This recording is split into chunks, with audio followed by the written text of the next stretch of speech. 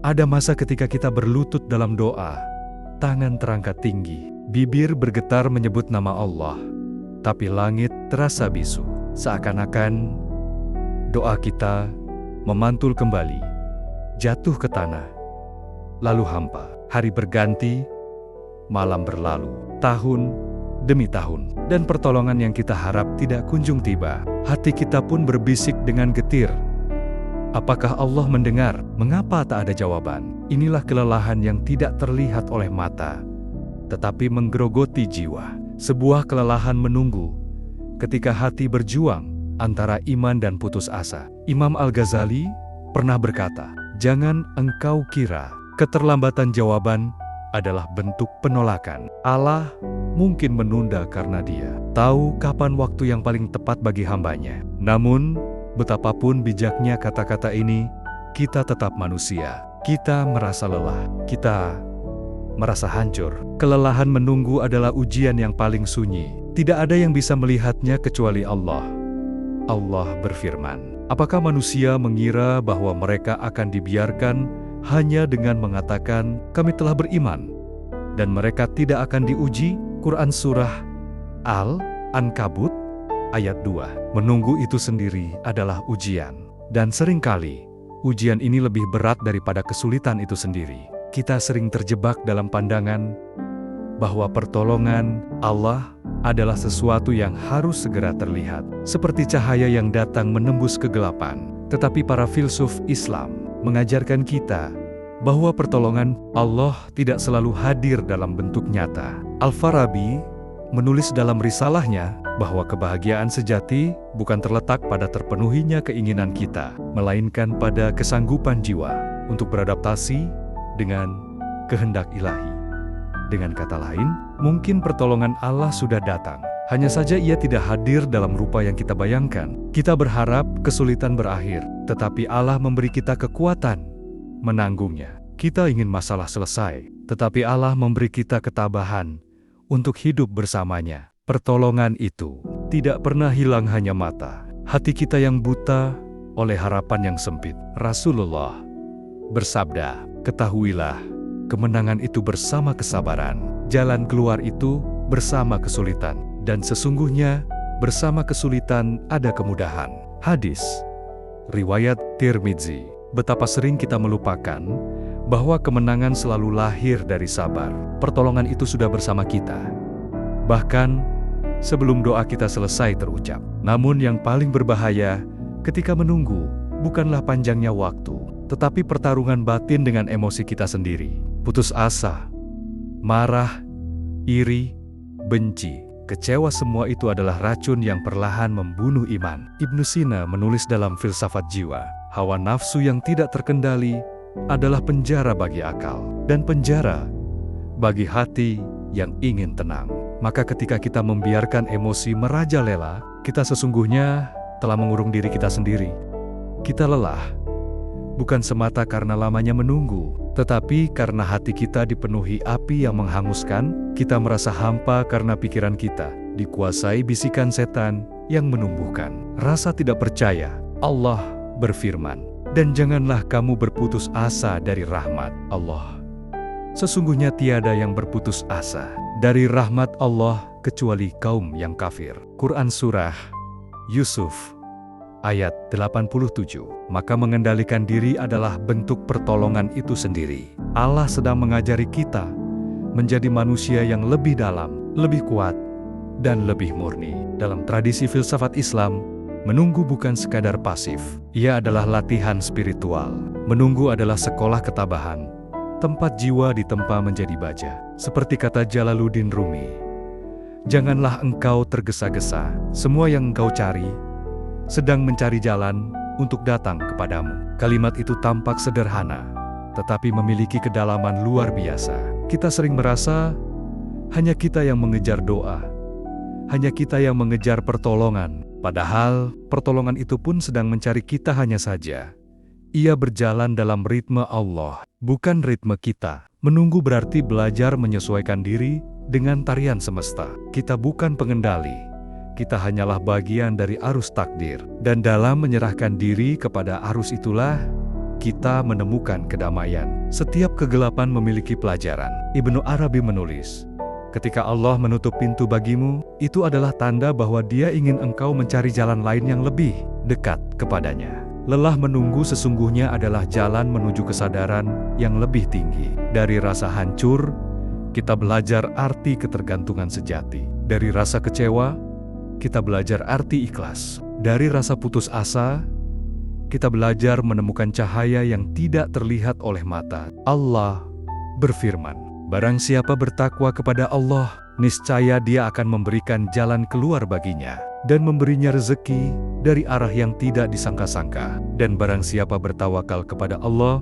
niscaya Allah akan mencukupinya. Quran Surah At-Talaq ayat 2-3. Bukankah ini janji yang lebih besar daripada sekadar dikabulkannya doa tertentu? Kita juga bisa belajar dari kisah Nabi Yusuf. Ia dilempar ke sumur oleh saudaranya, dijual sebagai budak, dipenjara tanpa kesalahan. Ia menunggu bertahan-tahan lamanya, dan selama itu Allah seakan-akan diam. Namun ketika waktunya tiba, Allah angkat Yusuf menjadi penguasa Mesir. Dan seluruh penantian panjang itu ternyata adalah jalan menuju kejayaan. Bukankah kita pun sering merasa hidup kita seperti Yusuf terpenjara dalam keadaan yang tidak adil?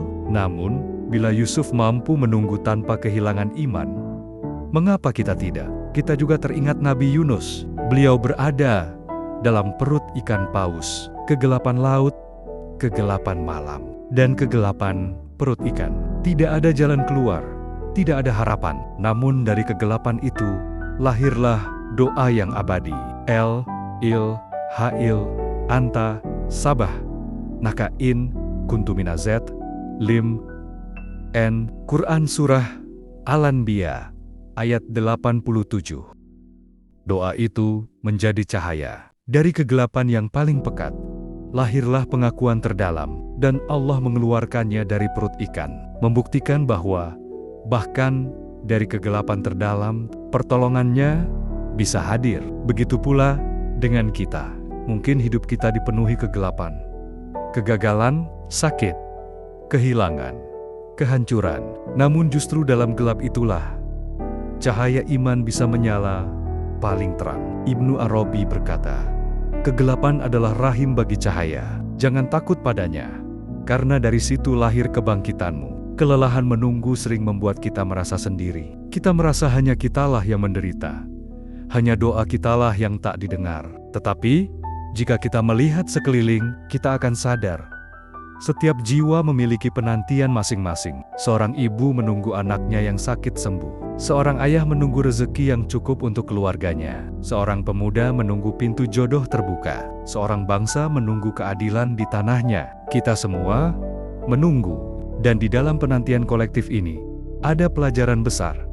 Kita saling menguatkan. Rasulullah bersabda, seorang mukmin bagi mukmin lainnya adalah seperti satu bangunan yang saling menguatkan. Hadwat riwayat Bukhari dan Muslim.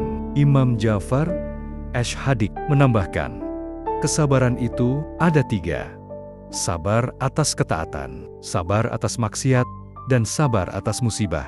Barang siapa mampu menanggung ketiga sabar itu bersama saudaranya, maka ia akan mendapat kemuliaan di dunia dan akhirat. Maka menunggu bukan sekadar urusan pribadi. Menunggu adalah ibadah sosial. Kita saling menopang dalam sabar, hingga pertolongan Allah datang bagi kita semua. Satu hal yang sering kita lupa, Allah tidak pernah menjanjikan bahwa hidup ini akan mudah, tetapi Dia berjanji bahwa pertolongan akan selalu ada. Allah berfirman, sesungguhnya bersama kesulitan ada kemudahan. Quran Surah Al-Insyirah ayat 6. Perhatikanlah ayat ini.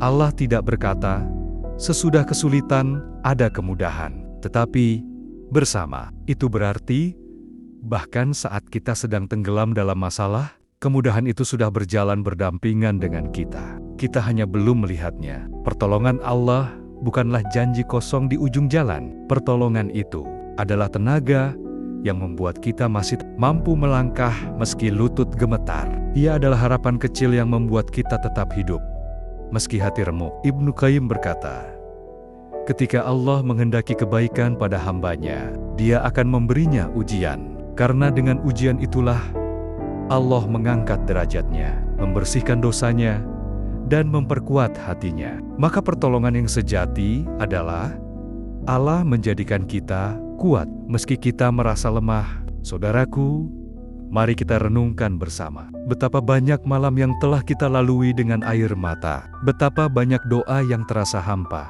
Tetapi, apakah kita masih hidup hari ini? Apakah kita masih bisa bernapas? Masih bisa berdoa? Masih bisa berharap? Itulah tanda bahwa Allah belum pernah meninggalkan kita.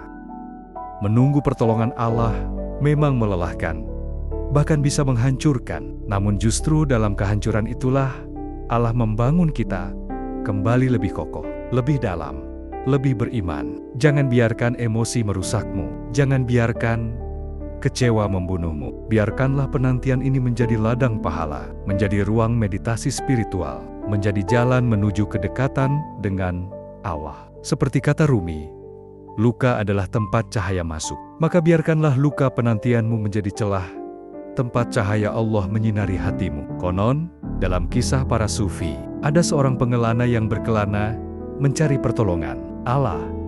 Ia berjalan dari kota ke kota, berdoa di masjid-masjid, menangis di padang pasir. Tetapi pertolongan yang ia cari tak juga datang. Dalam mimpinya, ia bertemu seorang lelaki tua bijak yang berkata, "Mengapa engkau mencari pintu Allah di luar? Tidakkah engkau sadar bahwa gerbang itu sudah ada di hatimu? Pertolongannya tidak pernah hilang. Engkaulah yang sibuk berlari, padahal Dia selalu ada bersamamu." Ketika sang pengelana terbangun, ia menangis. Ia menyadari, selama ini ia menunggu di tempat yang salah. Pertolongan Allah selalu bersamanya. Hanya ia yang buta oleh harapannya sendiri. Legenda ini mengingatkan kita, jangan mencari Allah di luar. Temukan Dia dalam jiwa yang berserah. Wahai jiwa-jiwa yang lelah, dengarlah, pertolongan Allah bukan janji kosong. Ia nyata, Ia hadir, Ia dekat. Namun seringkali kita terlalu sibuk menuntut bentuknya, hingga lupa bahwa pertolongan itu bisa hadir dalam bentuk yang tak kita duga. Hari ini, mari kita berhenti meratap. Mari kita berhenti menuntut. Mari kita menjadikan penantian sebagai ibadah. Kita kendalikan emosi, kita tegakkan sabar. Kita biarkan hati kita ditempa oleh waktu. Dan ketika pertolongan Allah akhirnya datang dan Ia pasti akan datang, kita akan tersenyum sambil berkata, "Ya Rob, kini aku mengerti. Semua penantian itu bukanlah kesia-siaan. Itu adalah jalan untuk menemukanmu."